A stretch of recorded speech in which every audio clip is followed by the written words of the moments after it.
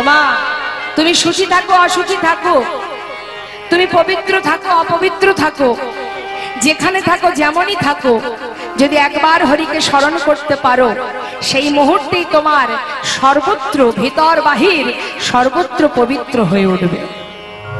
একবার যদি হরি বলা। অন্যান্য যুগে ভগবানকে ডাকতে গেলে তার একটা সময়সীমা ছিল, যেমন যজ্ঞ করতে হতো। আচ্ছা, যজ্ঞ কি দিনে দিনেই করা যায়? আপনি যদি মনে করেন বাড়িতে নাম যজ্ঞ দেবেন, আজকে ভাবলে কালকে করতে পারবেন? তার জন্য 6 মাস 1 বছর ধরে তার ব্যবস্থা নিতে হয়, তাই তো?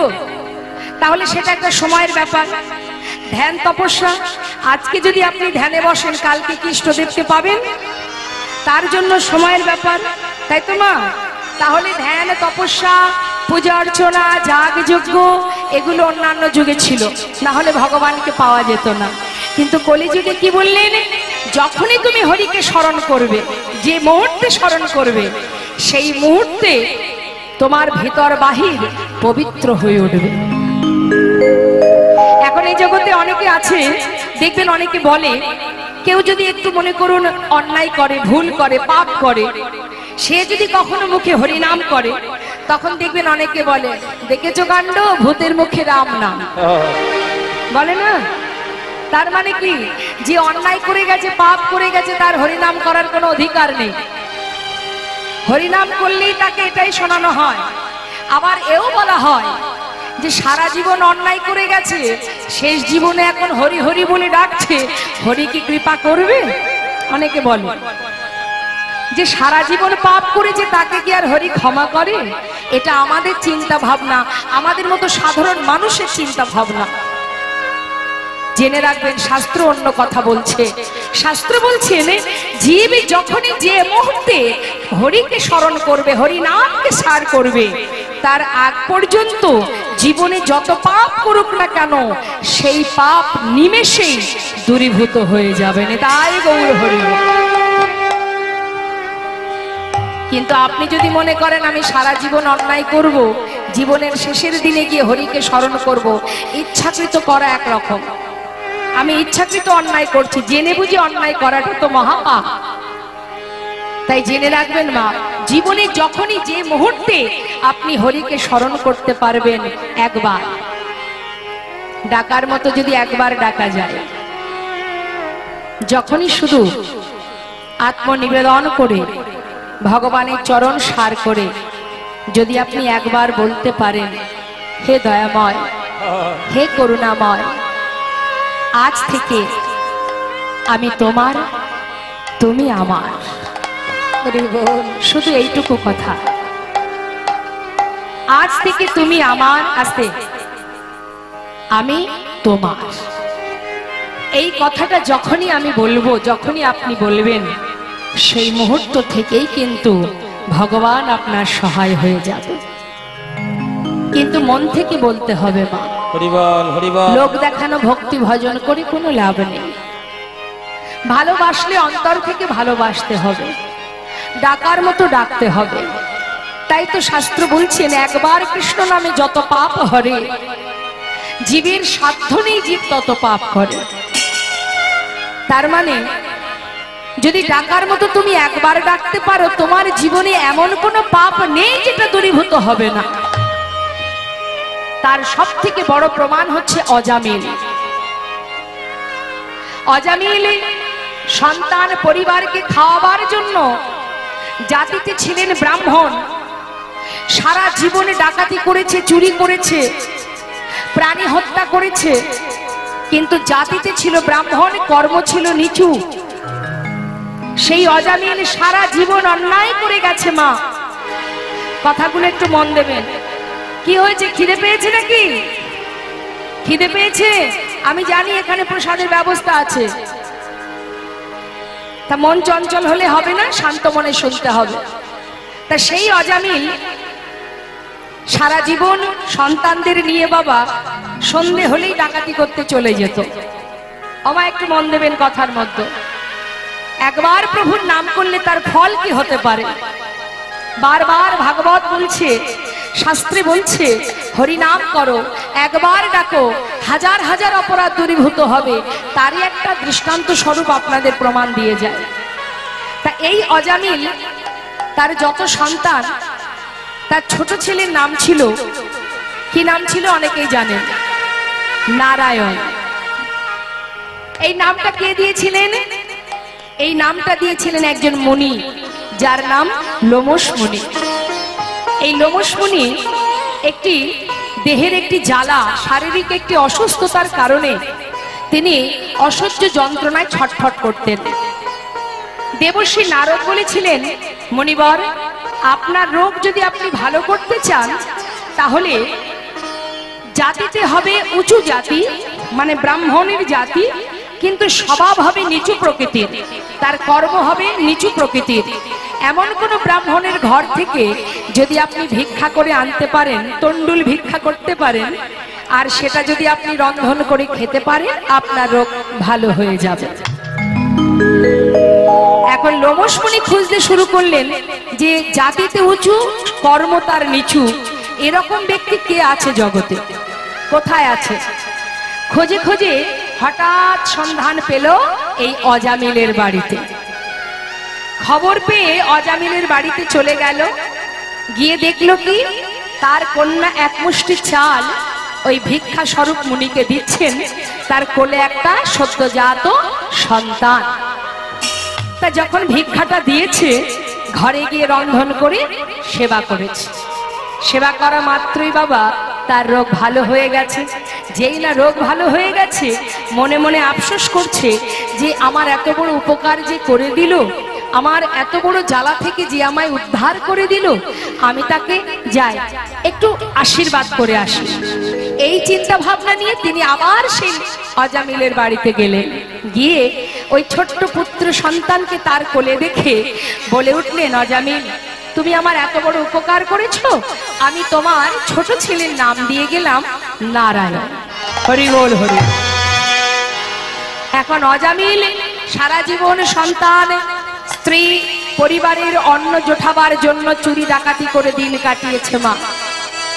কিন্তু জীবনের শেষ মুহূর্ত যখন এলো, যখন শয্যায় শুয়ে আছে, অন্তিম সময়, চলে যাবার সময় যখন এলো, উঠার শক্তি নেই, বিছানায় শুয়ে আছে।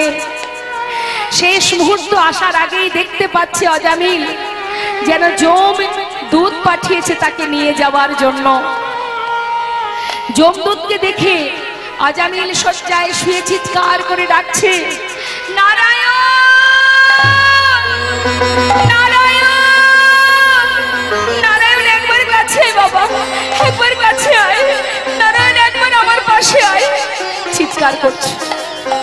যখন চিৎকার করে ডেকেছে মা, সেই চিৎকার, সেই নাম বারবার আত্মনাদ করে ডাকছে, তো সেই ডাক শুনে বৈকুণ্ঠের নারায়ণের সিংহাসন চলে গেল।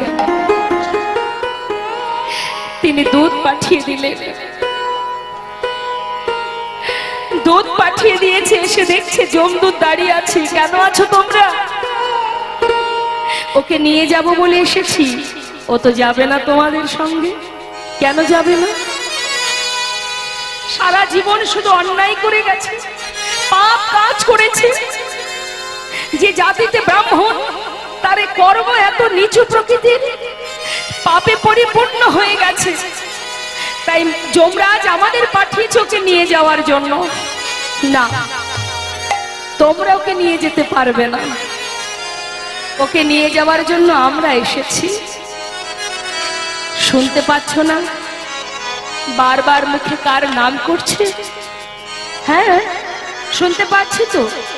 ও তোর ছেলের নাম ধরে ডাকছে। ও তো সেই ভগবানের নাম ধরে ডাকছে না, ওর ছোট ছেলের নাম নারায়ণ, সেই নাম ধরে ডাকছে।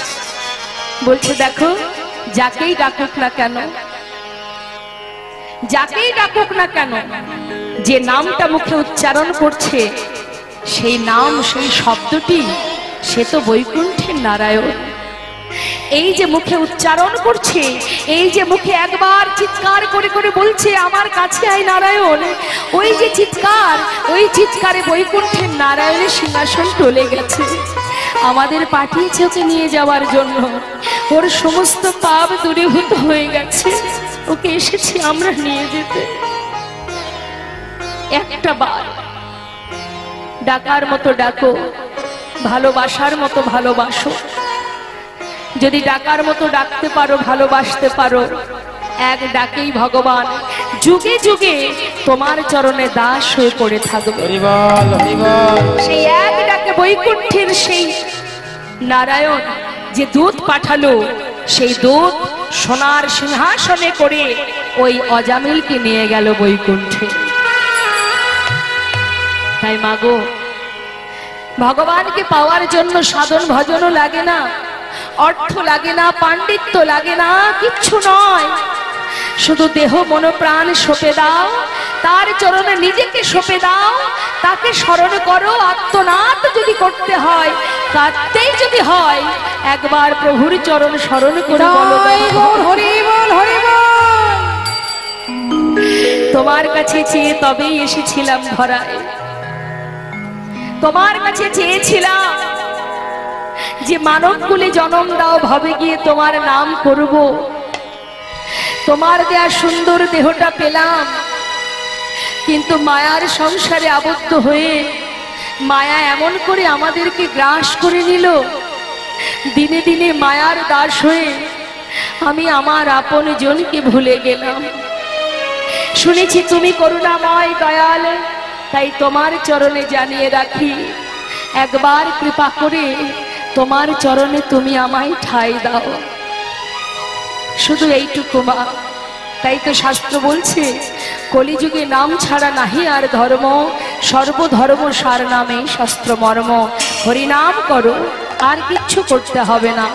হরিনাম মহামন্ত্র জপ করো। হরিনাম যদি জপ করা যায়, নামের গুণেই নামীকে পাওয়া যায়, আর কিচ্ছু করতে হবে না।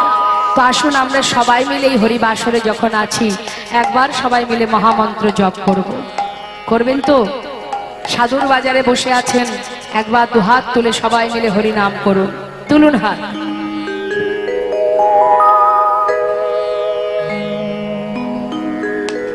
হরে কৃষ্ণ কৃষ্ণ কৃষ্ণ হরে হরে, হরে রাম রাম রাম হরে হরে। সবাই মিলে হরে কৃষ্ণ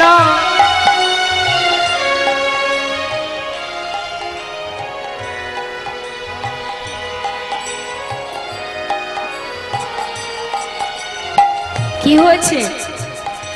হরিনাম এরকম ফিস ফিস করে কেউ গায়? উচ্চস্বরে তুলুন, হ্যাঁ জোরে জোরে করুন হরিনাম। হ্যাঁ আরো জোরে। কৃপণতা করবেন না হরিনাম গাইবার সময়। কণ্ঠে যতটুকু সুর আছে গলা ছেড়ে হরিনাম করুন। দুহাত তুলুন, তুলুন। হ্যাঁ হরে কৃষ্ণ কৃষ্ণ কৃষ্ণ হরে হরে, হরে রাম রাম রাম হরে হরে, হরে কৃষ্ণ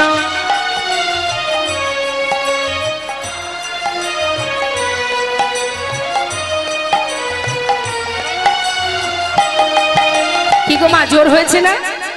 জোর হয়েছে তো, আরো জোরে হবে।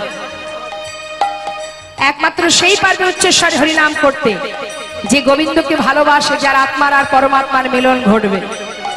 সে কোনো দিকেই তাকাবে না, দুহাত তুলে হরিনাম করবে। হ্যাঁ, তো আমি দেখতে চাই প্রভুকে কতটা ভালোবাসেন।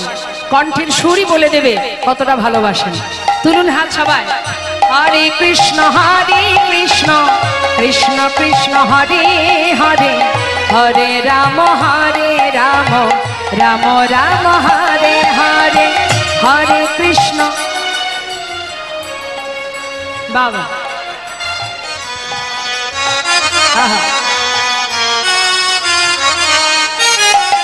হরে কৃষ্ণ কৃষ্ণ কৃষ্ণ হরে হরে, হরে রাম রাম রাম হরে হরে, হরে কৃষ্ণ।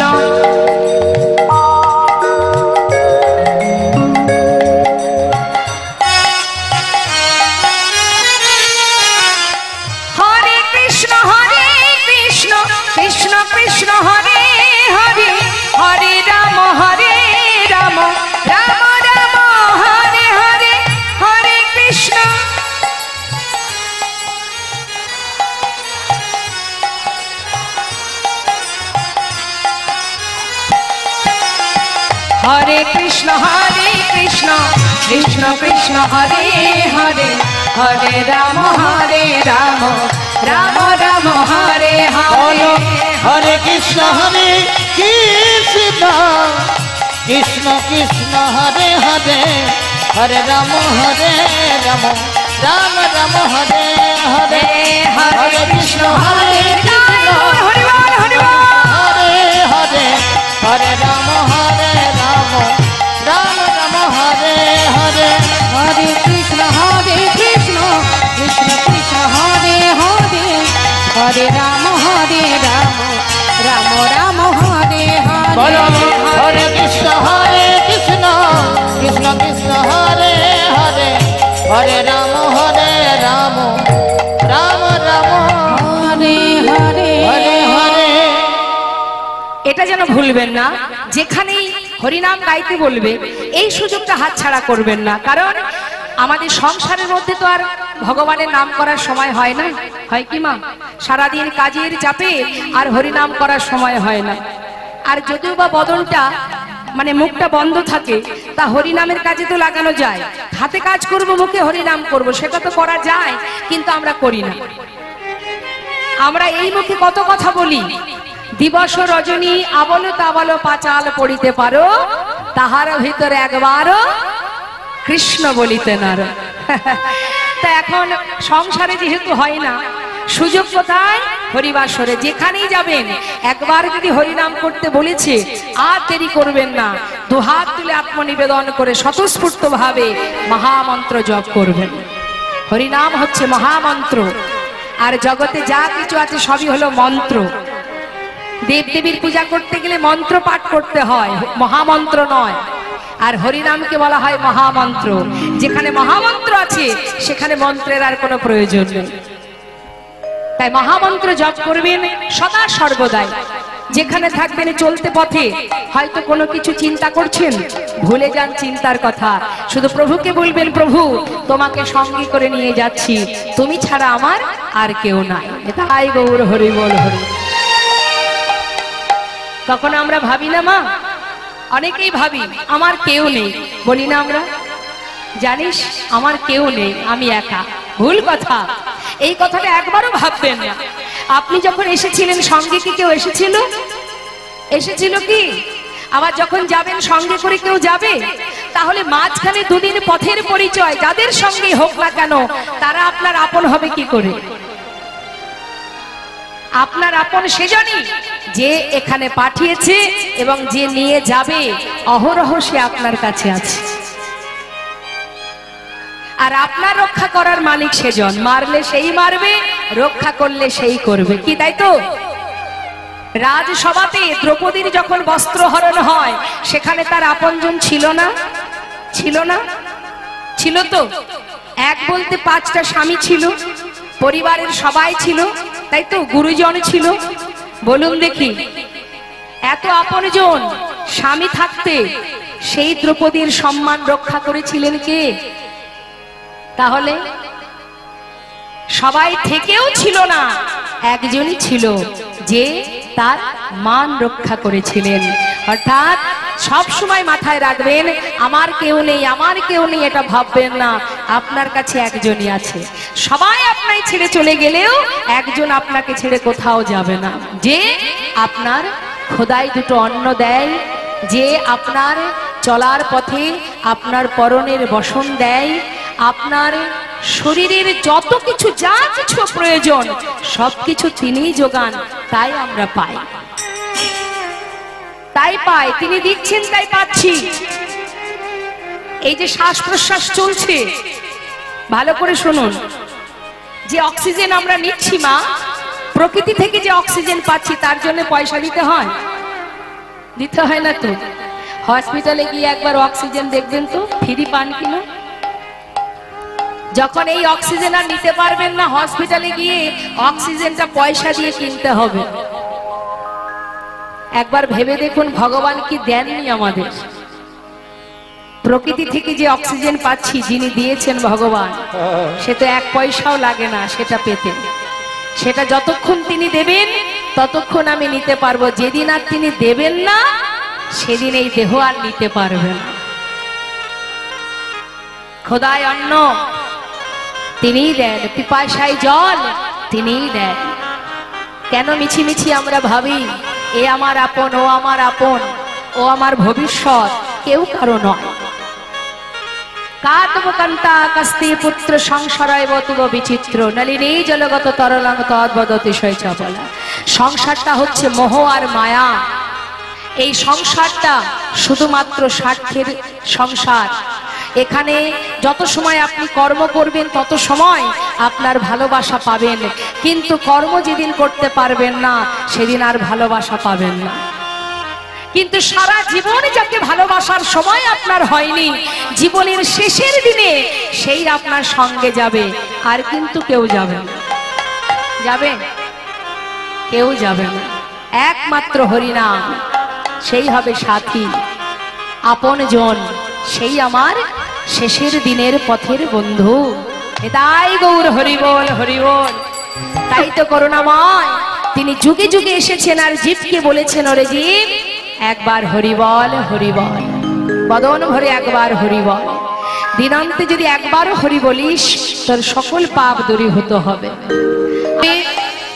কামনা যদি করতে হয় সঠিক কামনা করবেন, সংসারের মঙ্গল কামনাও যেমন করবেন, সেই সঙ্গে ভগবানের চরণে যেন মতিগতি থাকে, তার প্রতি যেন ভালোবাসা থাকে, ভক্তি থাকে, সেই কামনাটাও করবেন। কেমন? ভগবানের কাছে চাইতে হলে তার চরণ কমলে যেন লাভ করতে পারি, এটাই হচ্ছে আমাদের জীবনের সব থেকে বড় চাওয়া। তো শ্রীমতী রাধারানী আমার চন্দ্রশালিকায় বসে আছে, আর গোবিন্দ যখন গোষ্ঠে গেলেন সেই গমন দর্শন করে সখীদের কাছে বসে আছেন। দেখতে দেখতে বেলি অবসান কাল, বধূ ফিরবে অপেক্ষায় নয়ন দিয়ে আছে। সখীরে, ওই সখী আমার বধূ আসছে। গোবিন্দ আমার আসবার সময় শ্রীমতী রাধারানীকে মস্তকের কেশ স্পর্শ করে 10টি অঙ্গুলি দেখিয়ে তিনি ঘরে চলে যান। এখন রাধারানী আমার গোবিন্দের সেই 10টি অঙ্গুলি আর মস্তকের কেশের যে ইশারাটা বুঝতে না পেরে তার প্রিয় সখীকে বলছে, ললিতা, বিশাখা, আমার বধূ আমাকে কি বলে গেল, তোরা একটু বল না, কি যেন একটা ইশারা করে বলে গেল। ললিতা বিশাখা বলছে, আমরা কেন বলবো? তোর বধূ কি বলে গেল তুই জানিস না? তুই হলি হরিদাসী, কৃষ্ণদাসী, তোর প্রাণনাথ তোকে কি ইশারা করে গেল? আমাদের থেকে তুই তো আরো বেশি ভালো বুঝবি। সখী, বধূর বদন পানে নয়ন দিতে 2টি চোখ আমার জলে ভরে গেল। হঠাৎ করে তিনি যে কি ইশারা করলো আমি বুঝতে পারলাম না। তাই তোরা তো আমার মরম সখী, বল না, একবার বলে দে না আমার বধূ কি বলে গেল। শোন রায়, তোর বধূ তোকে ইশারা করে জানিয়ে গেল, রায় কেশর কুঞ্জ সাজাও, কেশ নামক কুঞ্জ সাজাও, আর 10টি অঙ্গুলি দেখালো মানে নিশি 10 দণ্ডে তোর বধূ তোর কুঞ্জে আসবে। যেই না বলেছে মা, কি আনন্দ রাধারানী বধূ সেবা দেবে, গোবিন্দ সেবা দেবে। তাই তিনি তাড়াতাড়ি করে সকল বাদিনীকে ঘুম পড়ানো অবস্থায় ঘুম পড়িয়ে রেখে সুন্দর করে কুঞ্জ সাজাবে বলে সখী বেষ্টিত হয়ে রাধারানী আমার মনের আনন্দে কুসুম চয়ন করলেন। কুসুম চয়ন করে মনের সুখে কুঞ্জ সাজাচ্ছেন। হরিবল হরিবল। গোবিন্দ আসবে। আপনারাও যখন ঘরের ভিতরে হরিবাসর দেন, ভগবানের যেখানে সেবা হয়, যে মণ্ডপটা তৈরি হয়, যেখানে ভগবানের বেদি সাজানো হয়, আপনাদের মনের ভিতরে একটা আশা হয় না, এখানে ভগবান আসবেন, ভগবান বসবেন। হ্যাঁ, তার রাধারানীও বাদিনীর ঘরে থেকে তার মনে স্বপ্ন, আজ যখন বধূ আসবে আমি বধূকে সেবা দেব, মনে বড় আনন্দ। তাই সুন্দর করে কুঞ্জ সাজাচ্ছে যাতে আমার বধূ খুশি হয়। কিন্তু অবস্থা কি হলো মা? আনন্দের মধ্যেই তো দুঃখ ঘনিয়ে আসে গো। আমরা যখন আনন্দে পাগল হয়ে যাই, তারপরে যখন দুঃখ আসে আমরা সে দুঃখ সহ্য করতে পারি না। আজ রাধারানীর সেই একই অবস্থা। সখী বেষ্টিত হয়ে মনের আনন্দে কুঞ্জ সাজাচ্ছে, আর এদিকে গোবিন্দ আমার নিশি 10 দণ্ড পার হয়ে যাচ্ছে দেখে তাড়াতাড়ি করে মায়ের শয্যা থেকে মা গোপালকে ঘুম পড়িয়েছিলেন। এখন গোবিন্দ জেগে জেগে ঘুমাচ্ছিলেন, কারণ সময় মতো রাধার কুঞ্জে যেতে হবে তো, সেই কারণে। কিন্তু মা যখন গৃহকর্মে চলে গেলেন, গোপাল আমার সুযোগ বুঝে ধীরে ধীরে শয্যা ছেড়ে, চরণে নুপুর আছে, নিশি 10 দণ্ডে রাধার কুঞ্জে যেতে হবে, তাড়াতাড়ি করে কুঞ্জ ছেড়ে এবার গোবিন্দ যাত্রা করেছে।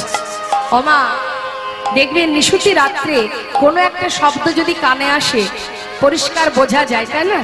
এখন হুনুঝুনু নুপুরে শব্দ হচ্ছে, শুনতে পেল কে না? শ্রীমতী রাধারানী এক খুঁড়তুতো বোন, যিনি হলেন চন্দ্রাবলী। নিতাই গৌর হরি বল।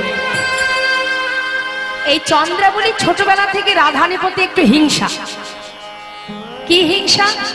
ছোটবেলা থেকে চন্দ্রাবলী দেখে যে গোবিন্দ শুধু রাধার কুঞ্জে যায়, তার কুঞ্জে আসে না।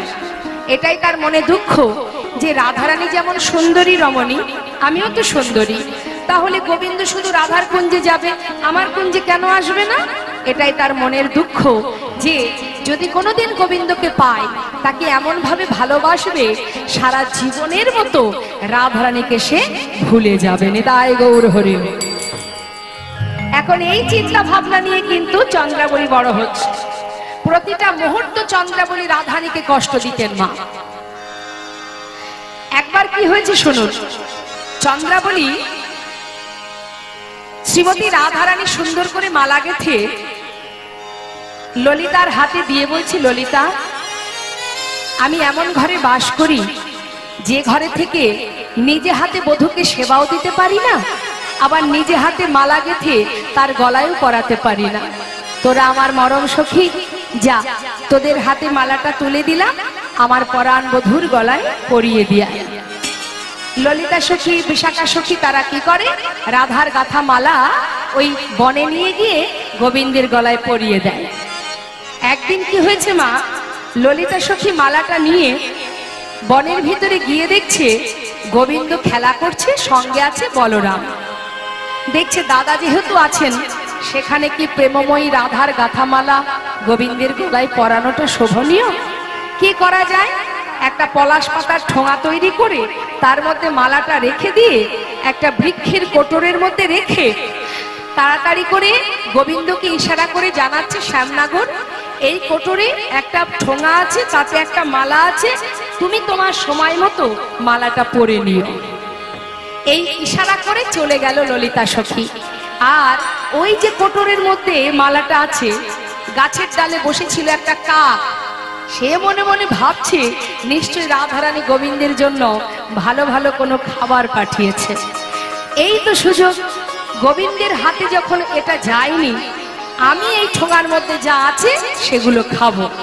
এই ভাবনা নিয়ে নিজের ঠোঁট দিয়ে ঠোঙাটাকে বের করে উঠতে উঠতে গিয়ে বসেছে এক ঘরের চালে। চালের উপরে বসে ঠোঙাটাকে ঠোঁট দিয়ে খুলেছে, খুলে দেখছে তার মধ্যে একটা ফুলের মালা। মালা দেখে মনে মনে ভাবছে, ধুর, এত কষ্ট করে নিয়ে এলাম, এর মধ্যে কোনো খাবার নেই, একটা ফুলের মালা। রাগে সেই মালাটাকে ঠোঁট দিয়ে ধরে ছুঁড়ে ফেলে, আর যেই ফেলে দিয়েছে মালাটা গিয়ে পড়েছে চন্দ্রাবলীর ঘরের সামনে। মালাটাকে হাতে তুলে দেখে বলছে, এই তো, এ তো যাত্রার গাথা নয়। রাধার গাথা মালা যে দেখে সেই চিনতে পারে, কারণ রাধারানী বিনি সুতোর মালা গাঁথতেন, তাতে কোনো সুতো থাকতো না, সুতো ছাড়াই মালা করতেন ফুলের পাপড়ি দিয়ে। তা মালাটা দেখে যেই না চিনতে পেরেছে, তখনই সুযোগ পেয়েছে চন্দ্রাবলী। কি সুযোগ? রাধে, আজ এই মালাটি গলায় পরে তোকে দেখাবো, আর তোকে বুঝিয়ে দেব, মালা তুই একা গাঁথতে জানিস না, আমিও গাঁথতে জানি। কি করেছে? মালাটা গলায় পরে মা ঠিক রাধারানী যমুনায় জল নিতে আসবে, ওই যমুনার ঘাটে গিয়ে চন্দ্রা সখী দাঁড়িয়ে আছে। এদিকে রাধারানী সখী বেষ্টিত হয়ে বেলি অবসান কালে যমুনায় জল নিতে এলো। এসে দেখছে কি তার গাথা মালা চন্দ্রাবলীর কণ্ঠে। বোঝাতে গেল আরা, বুঝলো আরা। রাধারানী কি বুঝলো? দেখেছিস সখী, কত কষ্ট করে বাদিনীকে আড়াল করে সবার চোখের ফাঁকি দিয়ে আমার পরাণ বধূর জন্য এই মালা আমি গাঁথি, আর আমার বধূ আমার এই মালাটি নিজে না পরে ওই চন্দ্রার গলায় পরিয়ে দিয়েছে। হয়ে গেল অভিমান। এইভাবে পদে পদে চন্দ্রাবলী রাধারানীকে কষ্ট দিতেন। আজকেও সেই একই অবস্থা। গোবিন্দ আমার নিশি 10 দণ্ডে রাধার কুঞ্জে যাবে, রুনুঝুনু নুপুরের শব্দ। চন্দ্রাবলী বলে উঠলেন, পদ্মা প্রিয় সখীকে ডাকছে, এদিকে আয়। প্রিয় বান্ধবী থাকে না মা, পদ্মা হচ্ছে চন্দ্রার প্রিয় বান্ধবী, এদিকে আয়। ওই দেখ কে যেন আসছে, রুনুঝুনু নুপুরের শব্দ। জানি না কে, তবে যদি আমার বধূ হয় তার হাতটি ধরে আমার কাছে নিয়ে আসবে। হরি বল, হরি বল। পদ্মা সখী পথের ধারে বসে আছে, এদিকে গোবিন্দ আমার তাড়াতাড়ি করে ছুটছে। হঠাৎ পদ্মা সখী দূর থেকে দেখে দুবাহু প্রসার করে দাঁড় করালেন, দাঁড়াও শ্যামনা গো। গোবিন্দ দেখছে এ তো আর কেউ নয়, চন্দ্রার সখী পদ্মা। বলছে, পদ্মা তুমি পথের মাঝখানে এত রাত্রি কি করছো? আরে আমি আর কি করব, আমার অনুমতি হয়েছে তাই আমি এখানে দাঁড়িয়ে আছি। অনুমতি কে করেছে? কে কি বলেছে তোমায়? ওই যে চন্দ্রা, চন্দ্রা বলল তোমাকে তার কাছে নিয়ে যেতে। পদ্মা, না না না না, এমন কাজ করো না, আমার মস্ত বড় বিপদ হয়ে যাবে। শোনো, আমি কাল আসবো, এসে তোমার কুঞ্জে যাব, চন্দ্রার কুঞ্জে যাব। আজ আমাকে যেতেই হবে, আমাকে আর ছেড়ে দাও। শ্যামনাগো, আমি তো আমার প্রয়োজনে আসিনি, যার প্রয়োজনে এসেছি। তোমার যা কিছু বলার তাকে গিয়ে বলো।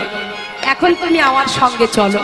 হাতটি ধরে জোরপূর্বক রাধা আহা চন্দ্রার কুঞ্জে। চন্দ্রাবলী দূর থেকে দেখে এক দৃষ্টিতে তাকিয়ে আছে। এসো এসো বধূ, এই অভাগিনী কাঙালিনী তোমার পথ পানে চেয়ে বসে আছি।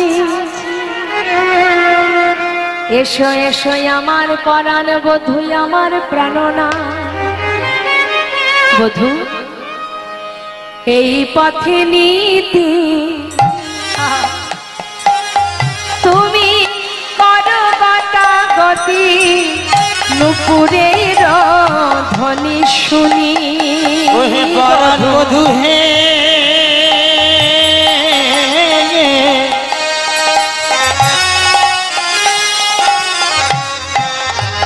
পরাণ বধূ হে,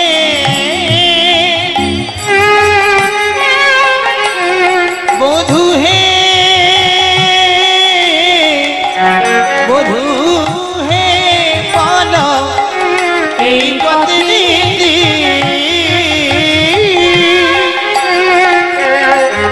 তুমি করো গতি, নুপুরের ধ্বনি শুনি। রাধা শোনেবা আমাকে নৈরাশ, আমি বঞ্চি একা কেনে। রাধা শনিবাস আমাকে নৈরাশ, আমি বঞ্চি একা এনে। অবধূ বড় আশা করে আমি বসে আছি, বড় আশা করে হরি বল, হরি বল। আমি বসে আছি, আমার মনোবাসনা অগবধূ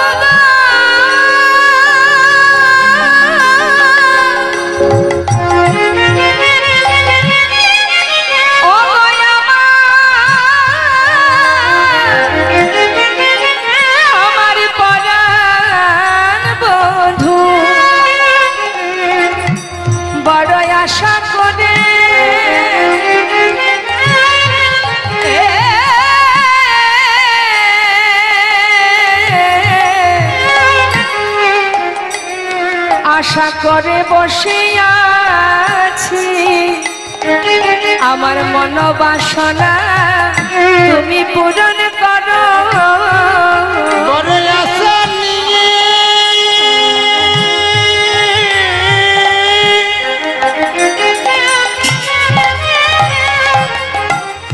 আমি বসে আছি,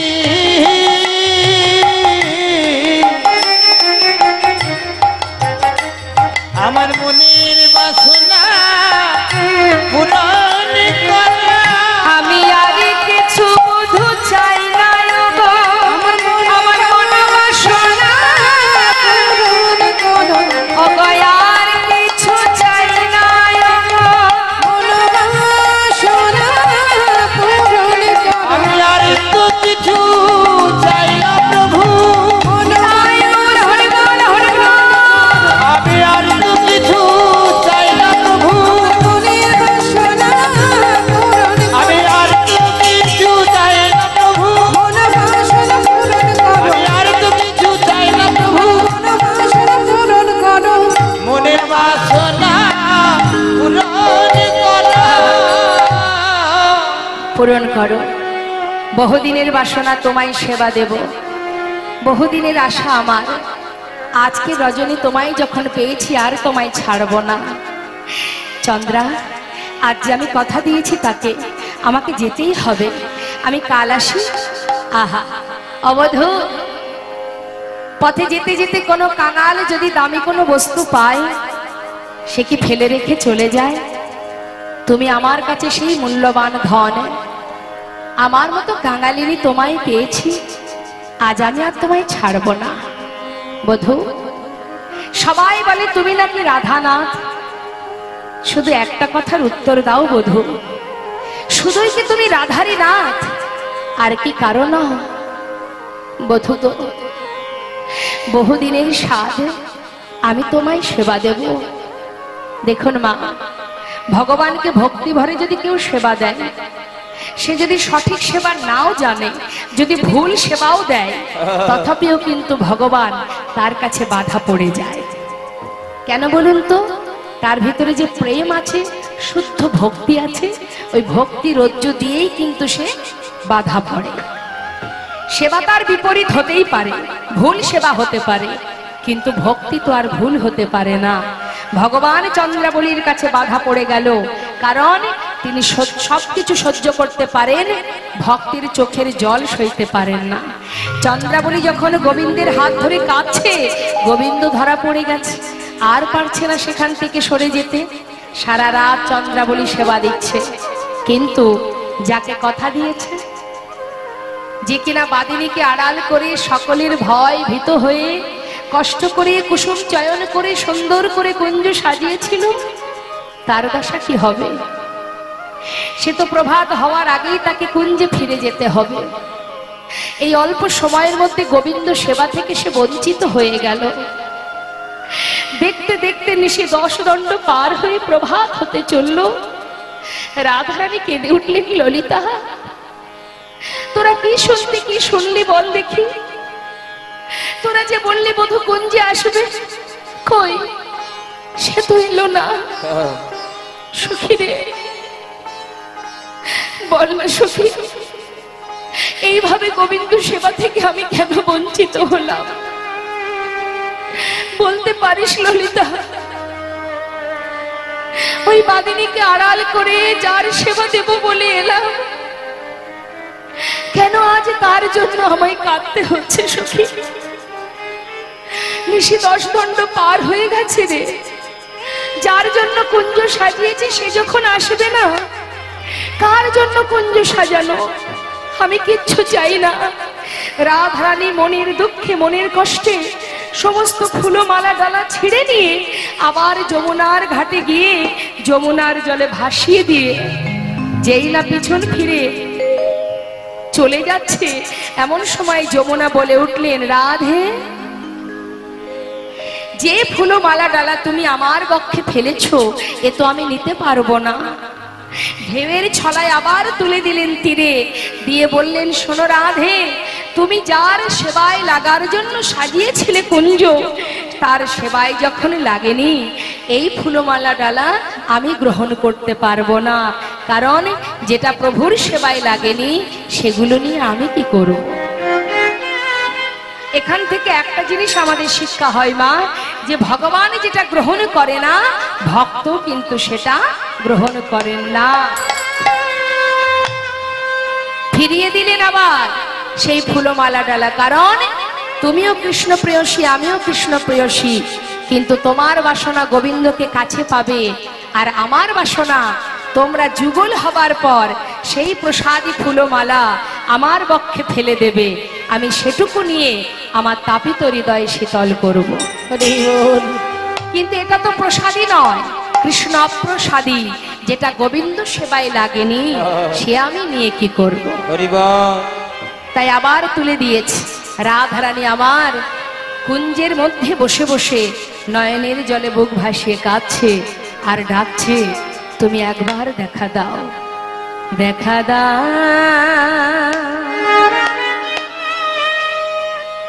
ওহে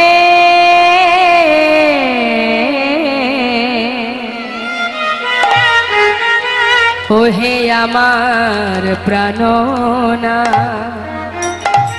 একবার দেখা দাও।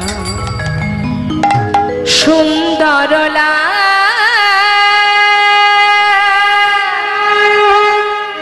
যশোদা দুলা বৃন্দাবন বিহারী, বৃন্দাবন বিহারী। সুন্দর যশোদা দুলাল বৃন্দাবন বিহারী, বৃন্দাবন বিহারী।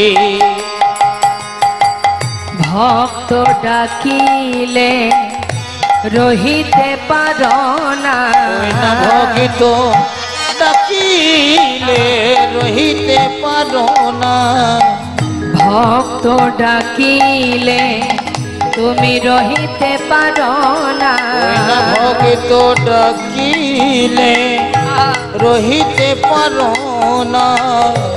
ইহাই তব বেদে শুনি,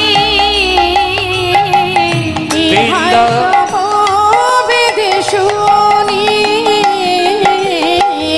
বৃন্দাবন বিহারী, বৃন্দাবন বিহারী। একবার আসিয়া দেখা দাও হরি,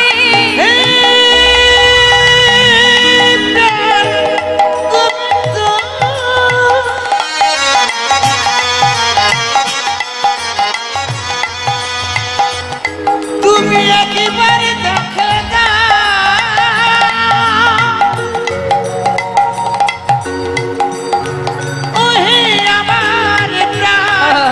গোবিন্দ,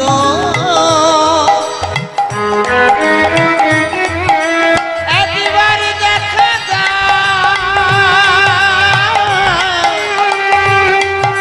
প্রাণ গোবিন্দ, একবার আসিয়া দেখা দাও হরি, জুড়াবো তাপিত প্রাণ। বৃন্দাবন হরি বল হরি বল গৌর হরি বল। বৃন্দাবন বিহারী, সুন্দর যশোদা দুলাল বৃন্দাবন বিহারী, বৃন্দাবন বিহারী, বৃন্দাবন বিহারী। রাধারানী আমার বধূ আশা পথে নয়ন দিতে দিতে নিশি প্রভাত, এদিকে চন্দ্রাবলীর কুঞ্জের কি অবস্থা মা? চন্দ্রাবলীর কুঞ্জে হঠাৎ গোবিন্দ দেখছে যে চন্দ্রাবলী আমাকে সেবা দিতে দিতে ক্লান্ত হয়ে সে নিজেই ঘুমিয়ে পড়েছে। আর যেই দেখেছে চন্দ্রা ঘুমিয়ে পড়েছে, গোবিন্দ দেখছে এই তো সুযোগ, এই সুযোগে আমাকে রাধার কুঞ্জে যেতে হবে। তাড়াতাড়ি করে কুঞ্জ ছেড়ে গোবিন্দ আমার সারা রাত চন্দ্রাবলীর হাতে যেভাবে সেবা পেয়েছে, কোনো দিকে আর তার লক্ষ্য নেই রাধার কুঞ্জে যাবে বলে ছুটতে ছুটতে যেই রাধার কুঞ্জের দিকে ছুটছে, তার পরনে আছে কি নীল শাড়ি। রাধারানী আমার দূর থেকে দেখছেন, দূর থেকে দর্শন করে বলছে, ললিতা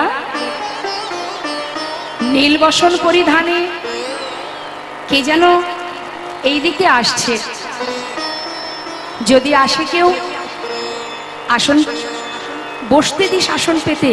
কেমন জানি না কে আসছে, নীল শাড়ি পরিধানে তো বুঝতে পারছে না রাধারানী। এখন গোবিন্দ দূর থেকে দেখছে রাধারানী ঘোমটা টেনে আছে, আর গোবিন্দ যখন এসেছেন আসা মাত্রই ললিতা বিশাখা আসন পেতে বসতে দিয়েছে।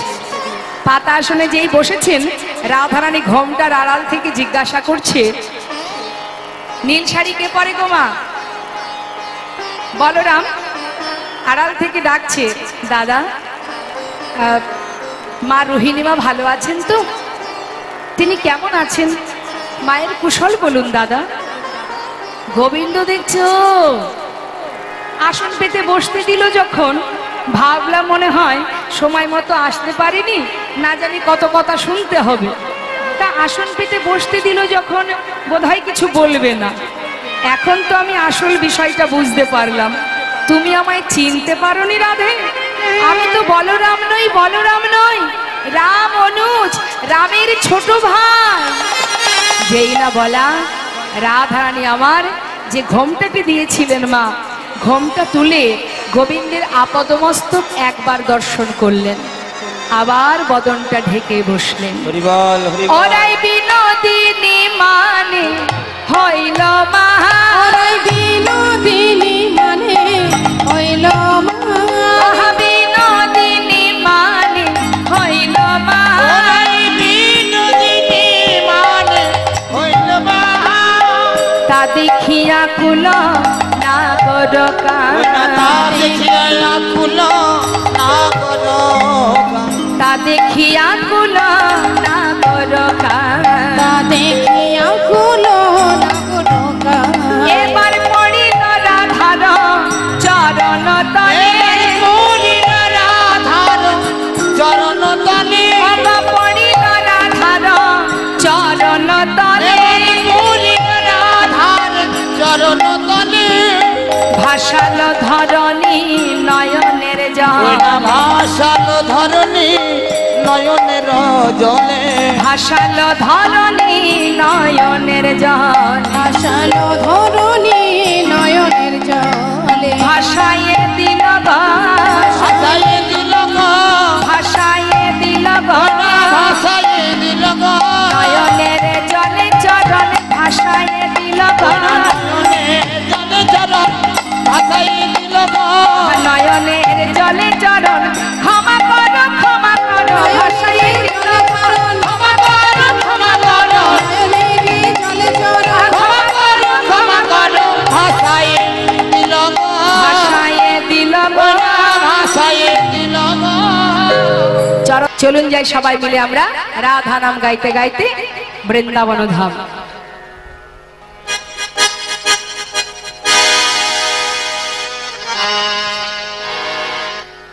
শ্রীধাম বৃন্দাবনে রাজাকে মা, বৃন্দাবনে রাজাকে কে? রাজা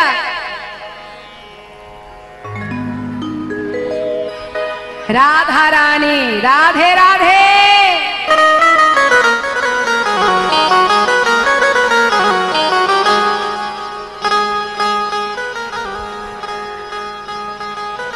जय राधे।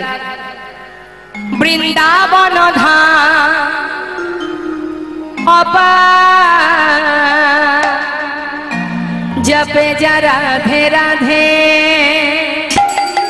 সবাই মিলে হাতে তালি দিয়ে, হ্যাঁ।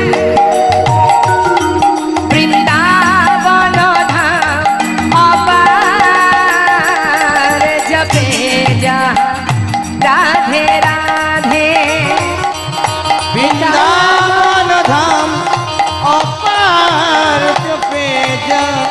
রাধে রাধে।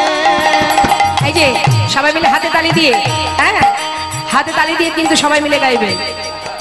জপে যা রাধে রাধে, ভজে যা রাধে রাধে, জপে যা রাধে রাধে, ভজে যা রাধে রাধে, রাধে अलबेली, राधे अलबेली सरकार, जपे जा राधे राधे, राधे अलबेली सरकार जो पेजा राधे राधे। राधे वृंदावन धाम अपार, जपे जा राधे राधे, वृंदावन धाम अपार, जपे जा राधे राधे, जपे जा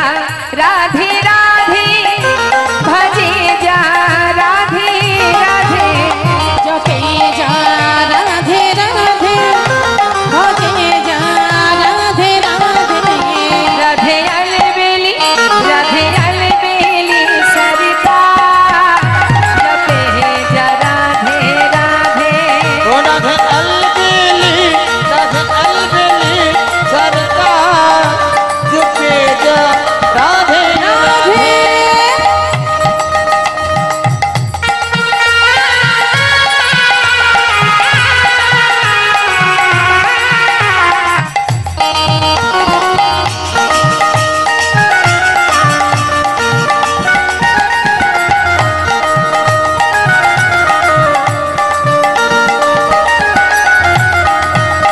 जो राधा राधा गावे, वो प्रेम पदार्थ पावे, जो राधा राधा गावे, जो प्रेम पदार्थ पावे, वो कहे जाए, वो कहे जाए तेरा पार, जपे जा राधे राधे, बक हो जाए